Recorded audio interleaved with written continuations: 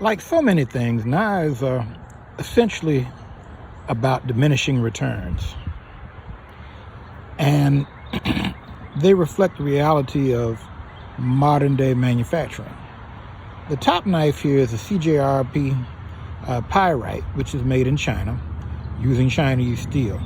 The bottom knife is a Protech Malibu, which is made in America using American-made steel. The Pyrite here, the knife on top, uses AARPM 9 steel, and it lists, and it can be bought from CJRB or online for about $49. This bottom knife is a base level Protech Malibu. As you can see, a CPM 20CV steel, and this knife is about as cheap a Malibu as you can get. It's $225 before taxes. Now, the bottom line is that both of these knives are well made, well put together. Both use screw construction, and therefore they're repairable knives. You know, unlike knives that were common when I was a kid that used pin construction. These knives are designed to be repaired. They're designed to be tightened and maintained. And, you know, they can last you a very long time. If you're an older person like myself, realistically, I'm not going to wear either one of these knives out.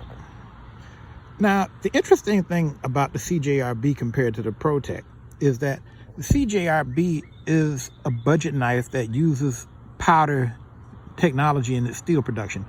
The ARRPM 9 steel is powder steel, just like the CPM 20CV on the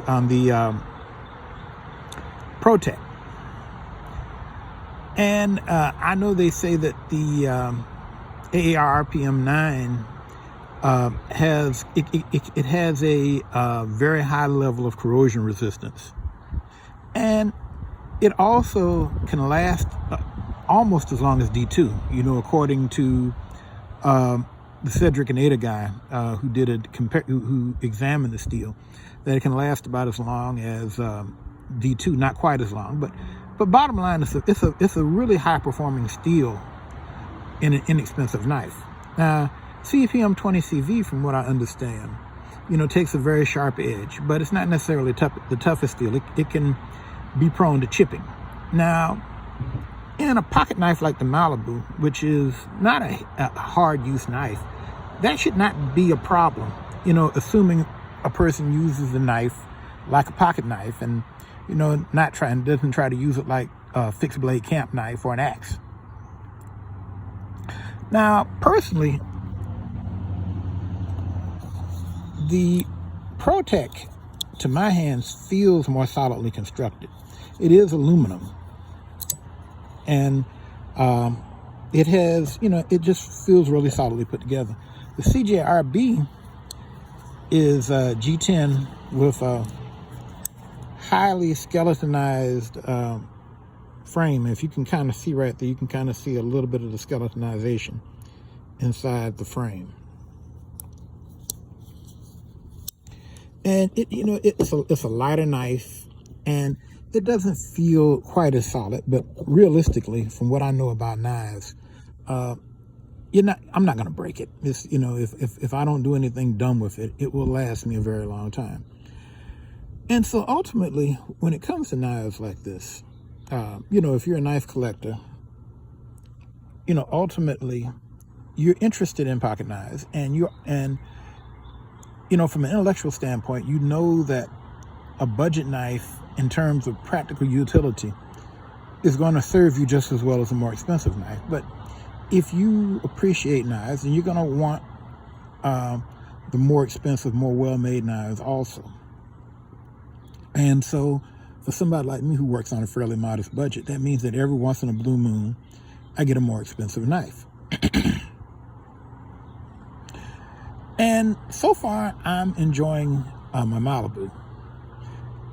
Now, the interesting thing about the Malibu, and this is something I can say from experience, I've owned a number of Protechs, more than I care to say. is that the one thing about Protech is that Protech, they tend to impress, especially with their automatics. They tend to impress people because their automatics open so hard. They fire really hard.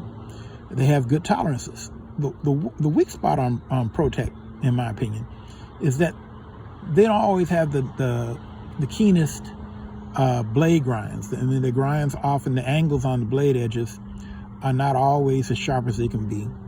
And I've seen Protechs that had uneven sharpening. You know, like one side has a steeper angle than the other side. And I know the very first Protech I ever bought,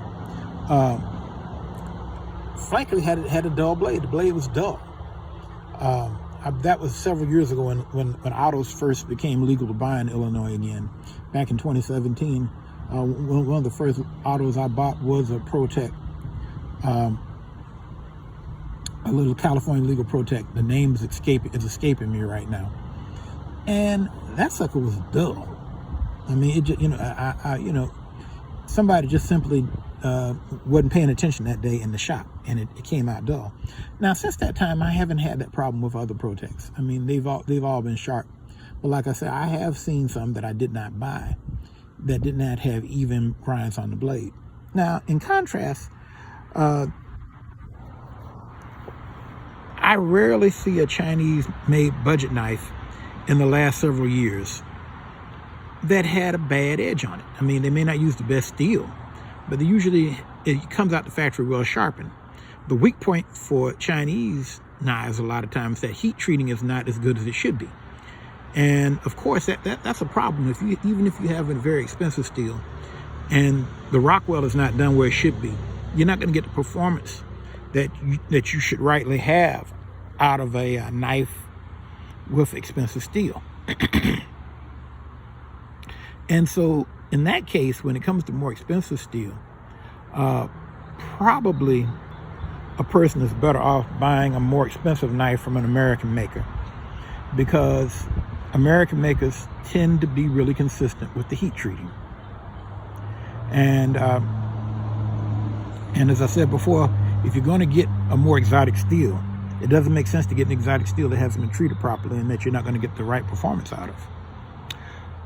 Now, having said that, ultimately, I say that I enjoy both of these knives. I mean, at this point in my life, I enjoy a well-made knife. You know, whether the well-made knife is a $50 knife or whether it's a $350 knife, I enjoy a knife that's put together and performs well.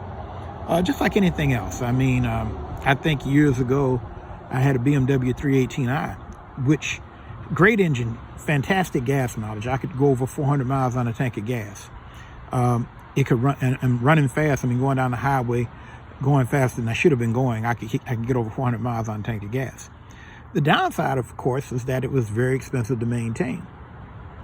But the feeling of quality was there. I bought a Toyota that I kept 16 years, a Toyota Corolla. That didn't feel anywhere near as premium, but it was much cheaper to maintain. And I ended up getting well over 200,000 miles on the car. And so my point is that you can get good performance out of goods from any point on the price spectrum.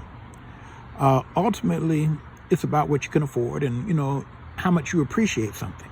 And so from that standpoint, I say that both the CJRB and this Protech are worth it if you're in a position to make the purchase. Have a good day.